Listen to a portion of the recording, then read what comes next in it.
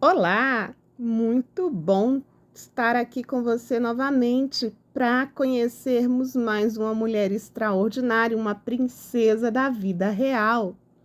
Antes de iniciarmos o nosso vídeo, eu peço o seu like, faça sua inscrição se não for inscrito e ative o seu sininho, maratone, compartilhe e no finalzinho deixe o seu comentário. A sua opinião é muito importante para mim, é muito importante para melhorarmos esse canal. E vamos lá, vamos à nossa história de hoje. A história de Maud Carlota Maria Vitória, princesa do Reino Unido e rainha consorte da Noruega. Inicialmente, o nome Maud surgiu na Idade Média como uma versão informal de Matilda, uma espécie de apelido diminutivo. A origem de Matilda é germânica e seu significado é forte em batalha. A princesa Maud nasceu em Londres como a terceira e última filha do então príncipe de Gales, depois Eduardo VII do Reino Unido, o filho mais velho e herdeiro aparente da rainha Vitória e de seu esposo, Albert de Saxe-Coburgo-Gotha. A jovem princesa foi uma criança muito animada, sendo intimamente chamada de Harry. Maud foi criada com relativa liberdade, algo que não agradava à sua avó, a rainha Vitória. A criança era aparentada com a mais fina flor da nobreza europeia. A princesa Maud esteve presente na maioria das visitas anuais à família da princesa de Gales, na Dinamarca, e posteriormente acompanhou sua mãe e suas duas irmãs em cruzeiros pela Noruega e pelo Mediterrâneo.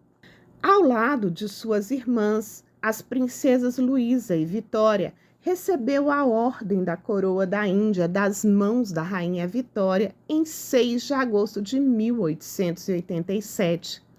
Como suas irmãs, a princesa Maud também deteve a Real Ordem de Vitória e Albert e a Ordem do Hospital de São João de Jerusalém.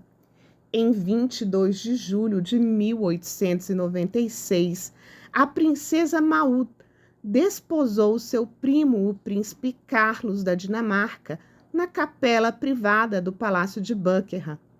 Carlos era o segundo filho de Frederico VIII da Dinamarca, o irmão mais velho de Alexandra, princesa de Gales, e de sua esposa, a princesa Luísa da Suécia. Maud foi uma das netas da rainha Vitória que tiveram um papel importante na política matrimonial estabelecida entre as casas dinásticas europeias.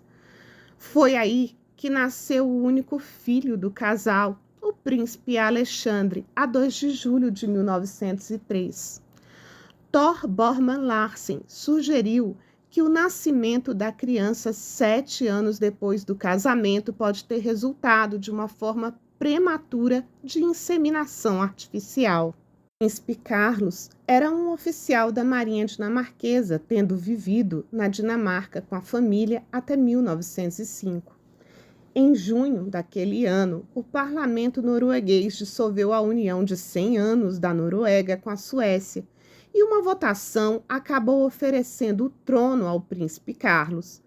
Depois de um plebiscito, em novembro, o príncipe aceitou o trono com o nome de Haakon VII, enquanto que seu filho, Alexandre, foi nomeado Olavo. O rei Haakon e a rainha Maud foram coroados na Catedral de Nidaros em 22 de junho de 1906. Foi a última coroação de um monarca escandinavo. A rainha Maud nunca perdeu seu amor pelo seu país natal, mas adaptou-se rapidamente ao seu novo país e aos seus deveres como rainha consorte. Maud tinha um papel forte e dominante dentro da corte da família, mas discreto em público. Durante os seus primeiros anos na Noruega, Maud e o marido eram fotografados com os trajes tradicionais noruegueses e a praticar desportos de inverno para criar uma aparência norueguesa a seu público. A rainha Não gostava de representações, mas cumpriu o seu papel com grande cuidado, vestindo roupas e usando joias que acentuavam a sua aparência real. Apoiou causas de caridade, principalmente as que estavam relacionadas com crianças e animais, e encorajou músicos e artistas. Entre os seus projetos encontrava-se o Comitê de Alívio da Rainha, durante a Primeira Guerra Mundial. Apoiou a Casa da feminista Kat Anke Moller para mães indesejadas em 1906, um ato que foi considerado radical. Criou mobília para uma exposição de crianças em 1921 e vendeu fotografias para angariar dinheiro para a caridade. Maud continuou a considerar a Grã-Bretanha como a sua verdadeira casa, mesmo depois de se mudar para a Noruega, e visitava o país todos os anos. Apesar de tudo, a rainha também gostava de alguns aspectos da Noruega, nomeadamente os desportos de inverno, e apoiava a ideia de educar o filho como norueguês. Maud é descrita como uma pessoa reservada em público, mas enérgica e com gosto para partidas em privado. A sua influência sobre o esposo e as suas políticas não foi muito examinada, mas pensa-se que terá sido uma pessoa forte e dominante na corte real, apesar de seu papel público ser menos visível. A última aparição pública de Maud na Grã-Bretanha aconteceu na coroação do seu sobrinho, o rei George VI, em maio de 1937. Maud sentou-se no camarim real da abadia de Westminster, ao lado de sua cunhada, a rainha Mary, e sua sobrinha, Mary, princesa real e condessa de Hereford. Maud viajou até a Inglaterra para uma visita em outubro de 1938. Inicialmente, ficou em Sandringham, mas depois mudou-se para um hotel em West End. Ela estava na Inglaterra quando, um ano após a coroação de George VI, sentiu fortes dores abdominais, sendo levada às pressas até uma casa de repouso em Londres, onde foi submetida a uma delicada cirurgia. O rei Haakon viajou imediatamente da Noruega para estar ao seu lado. Apesar de ter sobrevivido à cirurgia, Maud morreu inesperadamente de falha cardíaca em Londres, no dia 20 de novembro de 1938, 6 dias antes de completar 69 anos de idade, e no dia em que se completavam 13 anos sobre a morte de sua mãe. Os jornais noruegueses puderam infringir a lei que proibia a publicação o domingo para informar o público norueguês sobre a morte da rainha. O seu corpo foi levado para a Noruega. A rainha Maud foi enterrada no mausoléu real no castelo de Arquejos. Quando morreu, Maud era a única filha ainda viva do rei Eduardo VII e da rainha Alexandra. A terra da rainha Maud é um território da Antártida, reclamado pela Noruega desde 1938.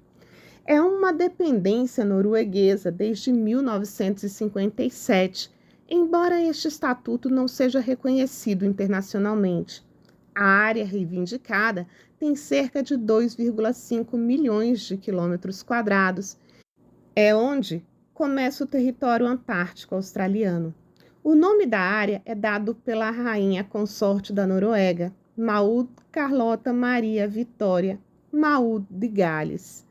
Embora ela nunca tenha deixado de se considerar britânica, a nova rainha se esforçou ao máximo para se adaptar aos costumes e hábitos noruegueses, comungando das tradições folclóricas e participando das atividades filantrópicas. Apesar do teatro da corte lhe parecer por demais enfadonho, Maud desempenhou o jogo de cena com protagonismo, usando a moda e o brilho das joias a seu favor. Para a posteridade, ela deixou o exemplo de seu trabalho social e os despojos de uma era de glamour e elegância, que foram destruídos quando as primeiras bombas da guerra estouraram em 1914. conhecia a rainha Maúda e a sua história. Que mulher fascinante e extraordinária! O sangue da rainha Vitória corria em suas veias e também a sua força.